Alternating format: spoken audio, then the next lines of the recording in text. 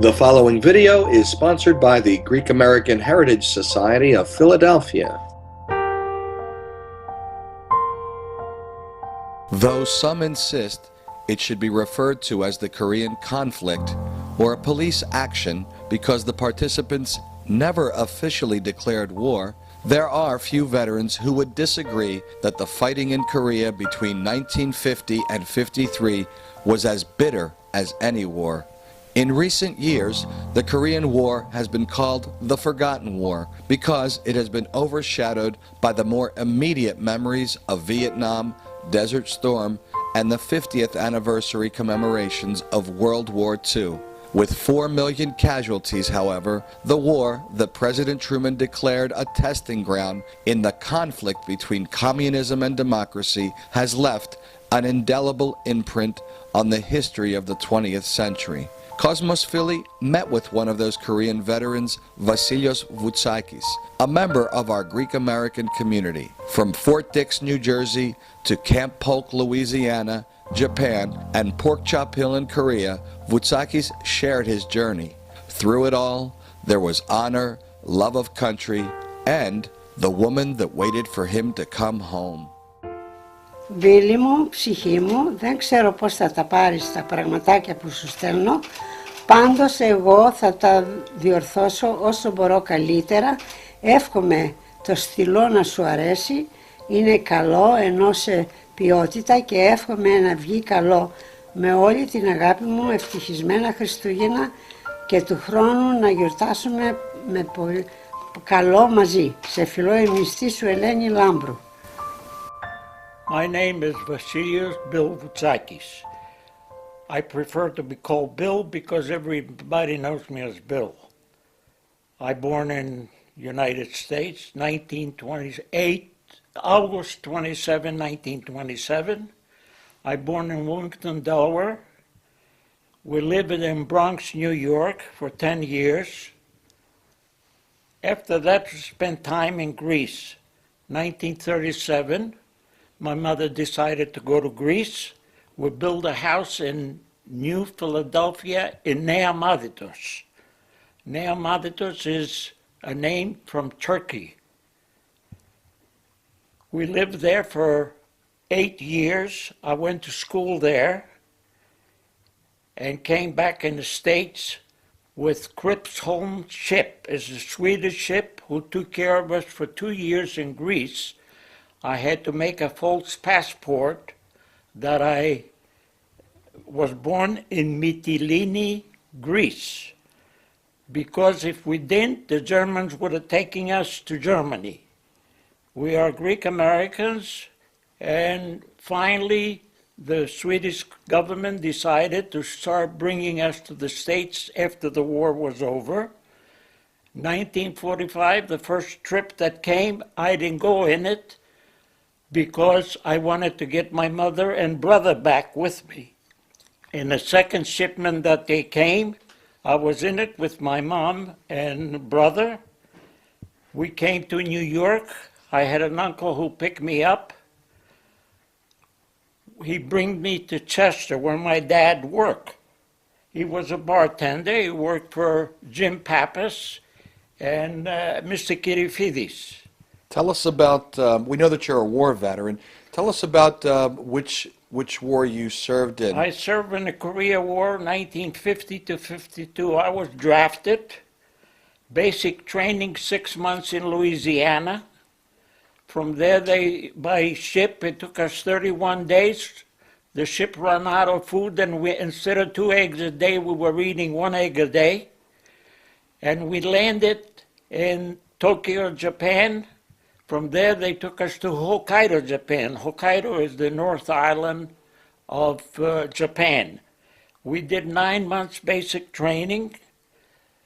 From there, they took us to Korea. Our division is the 45th Division, Company M, 179th Regiment, about 220 people in each company. Tell me about who you served under and the battle that you were involved with. Okay, General Van Fleet was a general that took care of the army in Korea with Ridgway. And he replaced General MacArthur, who was thrown out because of something that happened in a political side. And in Korea, I got wounded 1952. In January, I fought in the first battle in Taiwan, Korea. The second battle was in Port Chop Hill. It was in February 28th when I got wounded with shrapnels in my back, frostbite, and a bad back. I was picked up, although I passed out because I was full of snow. And a young man that was with me, David Serene from New York, went back and said that the Greek died. My nickname was Greek because of the commander could not pronounce the name Voutsakis. When I went to get paid every month, I had to say Greek reporting, and he would pay me. We got along very good with the commander, and when I ended up in the hospital, I met 3 Greeks from the Greek regiment. And I told them, what do you want me to bring you? And they say clothing, but you got to have a letter from the commander that they are legally giving to us from the Americans. So I managed to get 3 duffel bags full of clothing through another Greek young man that was passing by our post to drop clothing. And I took the clothes to the 3 Greeks, which are very generous. My commander said, once you go to the Greeks there, they're selling whiskey. And I want you to buy me 4 bottles. They were selling it at $25 a bottle, which was a lot of money those days. But if you're an alcoholic, you have to drink it at $25 a bottle. So he gave me $100 to buy 4 bottles. In the meantime, he gave me a Jeep, and it was a week later than the American Easter, the Greek Easter. When I went there, I was enthused. It took me 4 hours to get there. I didn't know where it was. They were in a different location. And I met the Greeks that I met in the hospital. And I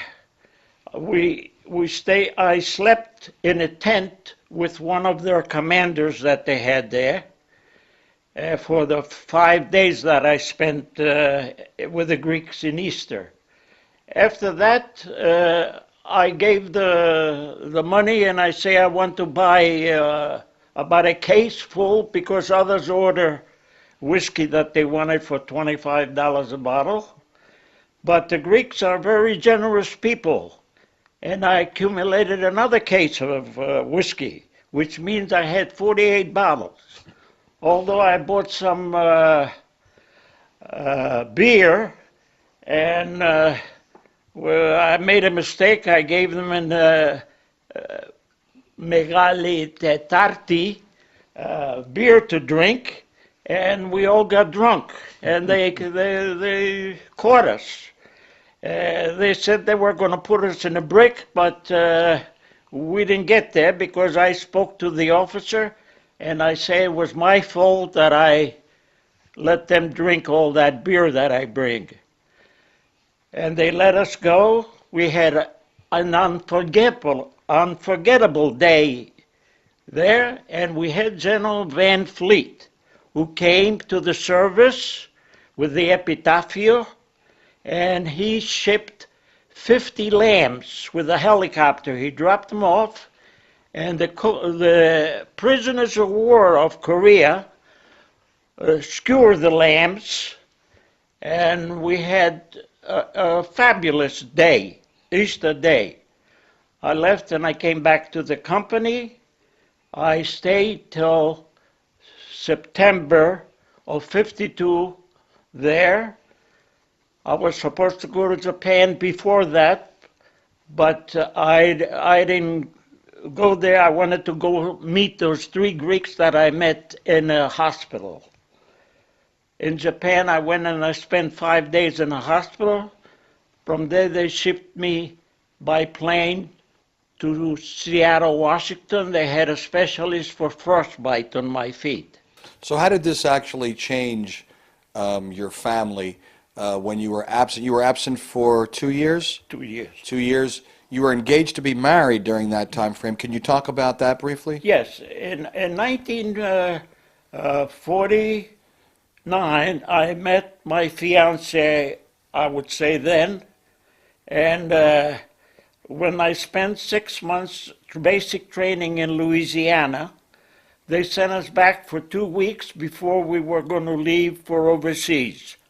When I came back to my house, we decided with my wife today to get engaged.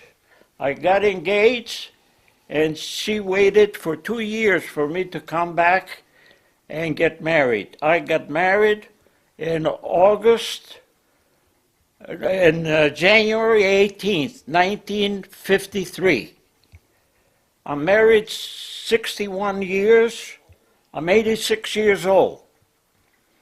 Let's move on to the end of the war. The war ends. You're home. What did you take away from that war? Well, I'm glad I went, but I'm glad I came back, because half of the men in my company were lost. We had a lot of dead in Korea, although I'm very disappointed they call it the Forgotten War. Why is that? Why is that? Because they claim it wasn't a war, it was a conflict. And I don't even understand what it means, but they killed 55,000 men, Americans, in Korea. I have a list of the deceased from my company, and the assistant gunner that was with me, he died within a month later when I came back from the hospital, and I went to the company in order to meet the Greeks that I promised for Easter. Let's move on to your life today. You're retired. Your history is you've been an AHEPA for 62 years, a Mason for 48 years. You've been president of your local chapter in 1971, 72, and you've been married now for 62 years. The other thing that you fill your time with is you're a stamp collector. Tell us a little bit about that. I'm a serious collector. I've been collecting stamps since 1945. But at one time, I had to sell my collection because I bought a house at the shore, and the house needed money. And when I went to the realtor to buy the house, I say, I don't have any money, but I'd like to buy the house. I say, I have $14,000, which I can put towards the house because I got to save them for my kids to go to college. And they both went to Villanova. I have a nice family, and now, thank God, we're still healthy. At the age 86. A few years ago, you were at a parade in Springfield, Pennsylvania. Something important happened to you, and I'd like you to tell us about that person that you met on that day and what took place. I was in Springfield. They had a parade, and in the front, a fellow veteran, which I didn't know, was carrying the flag. On his left-hand side, they had a patch of my division.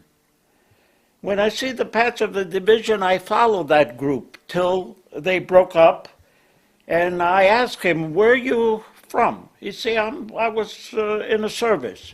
I say, what branch? He said, the Army, 45th Infantry Division, 179th Regiment, Company M. I say, I was in that same outfit. He say, I bet you are the goddamn Greek. I say, yes, I am the Greek. I say, how do you know? Yeah, you say David Serene came and told me, and I put it in the records that you died.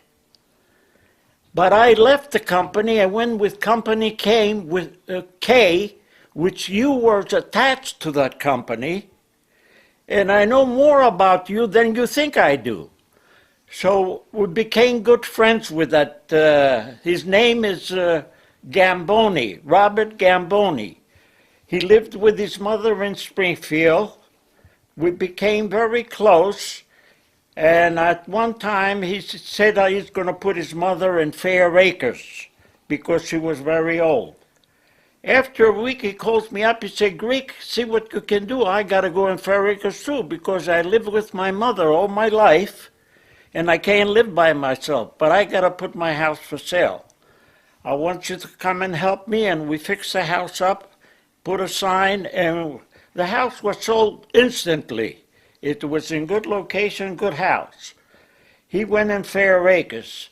In his will, he gave me, first of all, he gave me a lot of things from the house, which I still have, but on his will, he had that I should take the flag when he was, in case he dies.